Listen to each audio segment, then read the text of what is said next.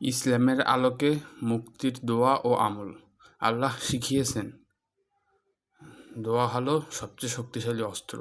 এটি চোখ, মন, শরীর ও রূহকে রক্ষা করতে পারে। নফস ও শয়তানের প্রলোভন থেকে সুরক্ষা। আল্লাহুম্মা ইন্নী আউযু বিকা মিন শাররি নাফসি ওয়া মিন শাররি শায়তানি। কুরআনের তেলাওয়াত ও হিফাজত, বিশেষ করে সূরা নূর মর্ম উপলব্ধ করে পড়ো। রোজা ও আত্মনিয়ন্ত্রণ, নফস দমন ও আত্মাকে আল্লাহর নিয়ন্ত্রণে রাখে। নফস নিয়ন্ত্রণে ইবাদতের অভ্যাস, নামাজ, তাহাজ্জুদ, কোরআন পাঠ, দাওয়াত, প্রতিটি ইবাদত নফসের বিরুদ্ধে জিহাদ। আল্লাহর কাছে ফিরে আসা, নিরন্তর তওবা।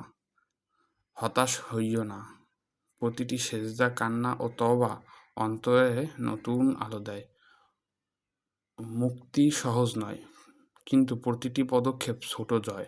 হারাম থেকে দূরে থাকা ইবাদতের সাফল্য, জান্নাতের দরজা খোলা। আজই বলো, এটি আমার লাস্ট ক্লিক। এই লাস্ট ক্লিক হোক আলোর পথে, হারাম নয়। এই লাস্ট ক্লিক হোক তওবা ও ইবাদতের শপথ, যা আগের সব পাপের অন্ধকার থেকে মুক্তি দেবে।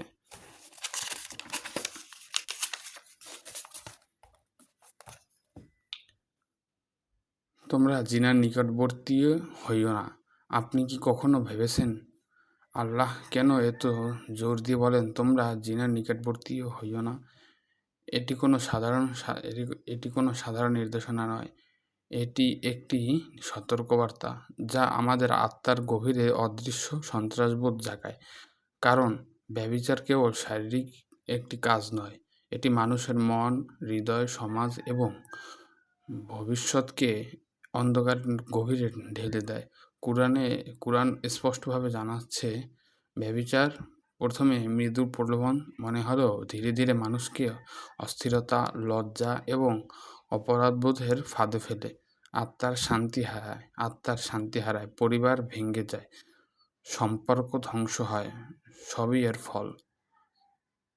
এটি কেবল ব্যক্তিগত অপরাধ নয়, এটি সমাজের ভিতরে অদৃশ্য বিষয়ের বীজ।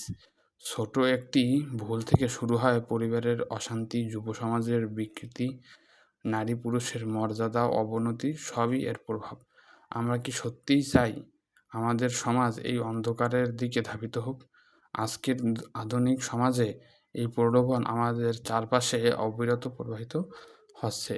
সিনেমা, সোশ্যাল মিডিয়া, বন্ধুত্বের ভুল বোঝাপড়া। আমরা স্বেচ্ছায় সেই নিকৃষ্টের পথে ধাবিত হচ্ছি। সেখানে অপেক্ষা শুধু অস্থিরতা, লজ্জা এবং অন্তরের দোষবোধ। চিন্তা করুন, আপনি কি সত্যিই চান আপনার মন, শরীর ও আত্মা এই অন্ধকারের কাছে ঝুঁকে পড়ুক? না, আল্লাহর নির্দেশনা আমাদের রক্ষার পথ দেখাচ্ছে। হয়তো এটি কঠিন মনে হবে, কিন্তু এটি একমাত্র পথ যা সত্যিকারের শান্তি, মর্যাদা এবং জীবনের পূর্ণতা নিশ্চিত করে। প্রতিরোধের উপায়। রাসূল সাল্লাল্লাহু আলাইহি সাল্লাম আমাদের জীবনের প্রতিটি ক্ষেত্রে প্রকৃত দিশা দেখিয়েছেন। ব্যভিচার বা জিনার বিরুদ্ধে কেবল নির্দেশই দেননি, বরং কার্যকর প্রতিরোধের উপায়ও শিখিয়েছেন। চোখের হেফাজত শুধু দেখার অভ্যাস নয়, যা দেখি তার প্রতি মনোযোগ নিয়ন্ত্রণ। রাসূল সাল্লাল্লাহু আলাইহি সাল্লাম বলেছেন, যে ব্যক্তি তার চোখে হেফাজত করে, আল্লাহ তাকে হৃদয় হেফাজত রাখবেন।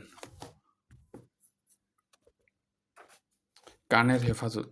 শোনা থেকে প্রলোভন আসতে পারে। হাদিসে বলা হয়েছে, শোনার ক্ষেত্রে সাবধানতা অবলম্বন করো, যাতে মিথ্যা, অশ্লীল বা প্রলোভনপূর্ণ শব্দ হৃদয়ে প্রভাব না ফেলে। হাত পায়ের হেফাজত। কাজ ও চলাফেরা কেবল শারীরিক নয়, বরং নৈতিকতার প্রকাশ। রাসূল সাল্লাল্লাহু আলাইহি সাল্লাম বলেছেন, যে ব্যক্তি তার হাত পাকে ন্যায় এবং হালাল পথে পরিচালনা করে, সে আল্লাহর নৈকট্য লাভ করে। আত্মসংযম ও দোয়া। নিয়মিত দোয়া ও আত্মশুদ্ধির মাধ্যমে জিনার হাত থেকে নিজেকে রক্ষা করা যায়। যেমন, আল্লাহ আমার চোখকে যা দেখা উচিত তা দেখার শক্তি দাও, আমার কানকে যা শোনা উচিত তা শোনার শক্তি দাও, আমার হাতকে হালাল ও ন্যায়ের পথে চালানোর শক্তি দাও। আমার অন্তরকে প্রলোভনের হাত থেকে রক্ষা করো। এই দোয়া কেবল দোয়া নয়, এটি আত্মসংযম, সচেতনতা এবং প্রলোভন প্রতিরোধের চাবিকাঠি। জিনার আধুনিক রূপ ও ধরন। জিনা শুধু শারীরিক কাজ নয়, এটি এক জটিল প্রক্রিয়া যা ছোট ফাঁদ থেকে শুরু হয়ে অচেতনভাবে গভীর অপরাধের দিকে ঠেলে দেয়। সরাসরি ব্যভিচার, বিবাহ বহির্ভূত যৌন সম্পর্ক। এটি দ্রুত ক্ষতি করে, আত্মার শান্তি নষ্ট, পরিবারে বিশ্বাস ভাঙে, সামাজিক সম্মান ক্ষয় পায়। অবৈধ সম্পর্ক, ডেটিং ও সোশ্যাল মিডিয়া বন্ধুত্ব, অনলাইনে সহজেই ঘনিষ্ঠতা তৈরি হয়, সীমা হারায়। ছোট ছোট কাজ একসময় বড় অপরাধের পথ খুলে দেয়। পর্নোগ্রাফি, যৌনকর্ম এবং ফ্লার্টিং। পর্নোগ্রাফি কৃত্রিম ইমেজ মস্তিষ্ক হৃদয়ের প্রকৃত সংবেদন থেকে দূরে সরায়। যৌনকর্ম মানুষকে বাণিজ্যিক বস্তু হিসেবে পরিণত করে। স্লিপারি স্লোপ, ছোট পাপ বড় অপরাধে। একবার চোখ ঘুরিয়ে দেখা, একবার বার্তা পাঠানো, একবার নগ্ন ছবি দেখা, এই ছোট ছোট পদক্ষেপ ধীরে ধীরে সীমা ভেঙে দেয়।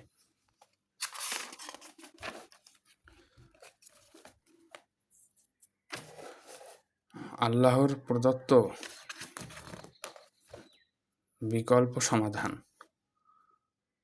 জেনার মূল কারণ হলো চেতনার অভাব, মনোবল কমে যাওয়া এবং সঠিক বিকল্পের অজ্ঞতা। আল্লাহ শুধুমাত্র নিষেধ করেননি, তিনি বিকল্প দেখিয়েছেন। নিকাহ, বিবাহ, শারীরিক ও আধ্যাত্মিক চাহিদা পূরণের হালাল চ্যানেল। আত্মনিয়ন্ত্রণ ও রোজা। রোজা শুধু ক্ষুধা নয়, এটি মন ও ইন্দ্রিয় নিয়ন্ত্রণের শক্তি দেয়। দোয়া ও তওবা, আধ্যাত্মিক শক্তির হাতিয়ার। তওবা করলে আল্লাহ মাফ ও রহমতের দরজা খুলেন। বৈধ বিনোদন ও হালাল সম্পর্ক, খেলাধুলা, বই পড়া, সৃজনশীল কাজ, সীমাবদ্ধ সামাজিক বন্ধু, অল হালাল পথ।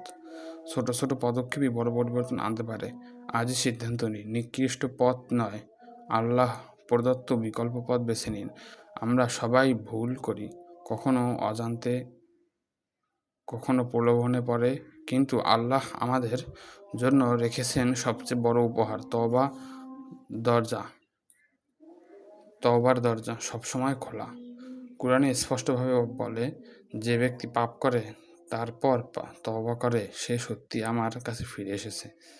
ইতিহাসে অসংখ্য উদাহরণ যারা বড় ভুলের পরেও আল্লাহর রহমতে ফিরে এসেছে। শুধু অনুশোচনা, নতুনভাবে শুরু করার সুযোগ, নিজেকে পুনর্গঠন, ইন্দ্রিয় নিয়ন্ত্রণ, পরিবার ও সমাজে ইতিবাচক ভূমিকা। দোয়া ও কৃতজ্ঞতা আমাদের শক্তি ও দৃঢ়তা দেয়।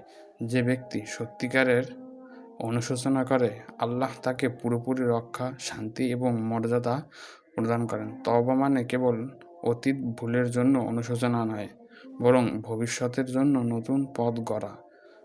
আজই নিজের জীবনকে আল্লাহর নৈকট্য ফিরিয়ে নিন এবং শুদ্ধ, পরিপূর্ণ ও মর্যাদাপূর্ণ জীবন গড়তে শুরু করুন।